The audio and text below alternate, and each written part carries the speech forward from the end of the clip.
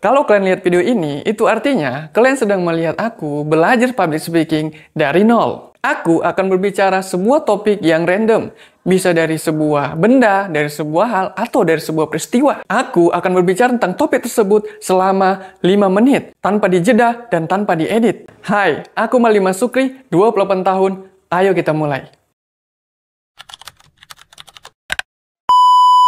Takut. Apa sebenarnya rasa takut itu? Mari kita bahas pada video kali ini. Jadi, takut adalah sesuatu ketika kita tidak mengetahui atau tidak memahami suatu hal. Kita cenderung takut kepada hal-hal yang kita tidak ketahui bagaimana rasanya. Yang kita tidak mengerti bagaimana bisa terjadi. Kita takut ketinggian karena kita takut bagaimana rasanya jatuh. Dan kita takut rasa sakit yang terjadi ketika terjatuh dari ketinggian. Kita takut dengan hantu, karena kita tidak tahu hantu itu dari mana asalnya. Kenapa hantu itu mukanya bisa berubah-ubah, dan hantu itu mukanya kenapa menyeramkan. Kita takut karena kita merasa dengan wajah yang menyeramkan, dia bisa menyakiti kita. Tubuh kita cenderung akan memberikan rasa takut kepada hal-hal yang bisa memberikan rasa sakit, kepada hal-hal yang bisa memberikan rasa penderitaan. Kita takut memilih suatu keputusan, karena kita tahu ketika kita ngambil keputusan tersebut akan ada rasa sakit, akan ada rasa penderitaan yang akan kita dapatkan ketika kita mengambil pilihan tersebut. Karena pada dasarnya, tubuh kita dirancang untuk membuat diri kita merasa paling nyaman dan paling tenang. Sehingga ketika kita menghadapi rasa-rasa yang berhubungan dengan kesakitan, berhubungan dengan penderitaan, tubuh kita akan mengidentifikasi hal tersebut sebagai rasa takut. Nah, lalu mengapa itu bisa terjadi? Itu bisa terjadi karena beberapa hal. Biasanya orang-orang menjadi takut atau biasa yang kita sebut fobia itu diawali dari masa-masa muda. Masa-masa muda atau masa-masa kecil di bawah umur 10 tahun ke bawah atau balita sampai umur 10 tahun itu adalah masa-masa paling rentan bagi manusia.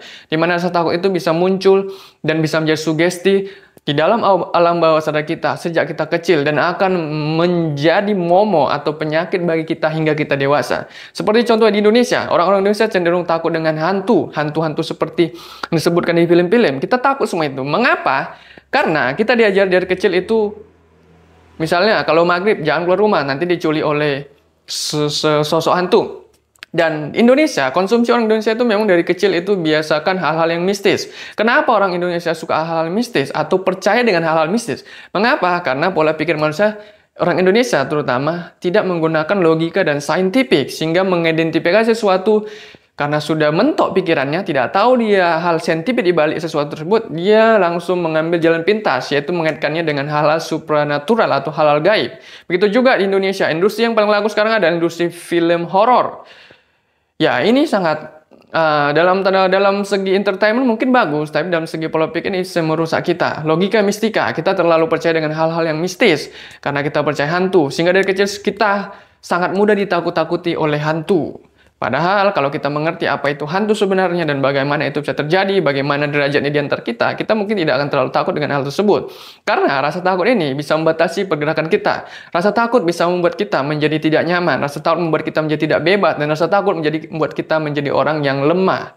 Itu yang pertama, soal definisi dan mengapa kita takut. Yang kedua adalah pentingnya rasa takut. Ternyata, walaupun takut itu ada sesuatu yang kita tidak pahami atau sesuatu yang belum kita mengerti, dan ketika kita mencoba mencari tahu atau mengerti sesuatu hal tentang suatu ketakutan itu, maka mungkin rasa takut kita terhadap suatu hal itu bisa berkurang. Tapi, rasa takut ini juga penting bagi tubuh kita sebagai pertahanan diri kita, terutama kepada takut-takut yang berujung kepada rasa sakit atau kepada sebuah penderitaan. Misalnya, kita takut sekali disuntik atau takut sekali dipotong tangan kita, takut sekali mengalami kecelakaan. Hal ini wajar dan ini adalah sistem defensif dari tubuh kita. Otak kita memproses bahwa ketika kamu jatuh ke aspal itu rasanya sangat sakit, dan untuk menghindari rasa itu dia mengirimkan sinyal kepada diri kita bahwa dia itu adalah sebuah ketakutan. Kita akan merasa takut ketika kita jatuh. Jadi itu membuat pertahanan diri kita, sehingga rasa takut ini bisa menimbulkan upaya-upaya pada diri kita untuk mencegah hal tersebut terjadi. Rasa takut ini penting sekali dalam kadar yang tepat ya, tapi jangan takut yang berlebihan dan jangan juga terlalu pemberani. Jadi semuanya punya rasa, semuanya dalam konteks ini adalah keseimbangan. Kita boleh takut pada satu hal, tapi jangan terlalu berlebihan. Kita boleh berani pada satu hal juga, tapi tetap tidak boleh berlebihan. Apapun itu tidak boleh berlebihan. Ya, yang kemudian pentingnya rasa takut lagi, ini yang paling penting. Ternyata tanpa kita sadari, rasa takut ini memberikan suatu hal yang sangat menarik bagi perkembangan hidup manusia, perkembangan dunia manusia. Dengan adanya rasa takut, manusia berkembang. Dengan adanya rasa takut, manusia menjadi kreatif. Dengan adanya rasa takut, manusia jadi inovatif. Dan dengan rasa takut, manusia bisa menciptakan sesuatu. Contohnya bagaimana? Zaman dahulu kala, manusia, nenek moyang kita, mereka hidup di jalanan, mereka berpindah-pindah. Tapi karena mereka makin lama makin rasa takut terhadap situasi lingkungan mereka takut dingin, mereka takut ada hewan buas, mereka membangun rumah, dan ketika mereka juga menanam sebuah tanaman, mereka takut tanamannya atau mereka mencari tanaman atau berburu, mereka takut kan hari ini tidak ada buruan, maka mereka akhirnya berternak dan akhirnya berkebun. Jadi rasa takut ini membuat manusia itu sebenarnya berkembang. Muncullah ide kreativitas dan inovasi ketika manusia itu mulai berpikir tentang rasa takut.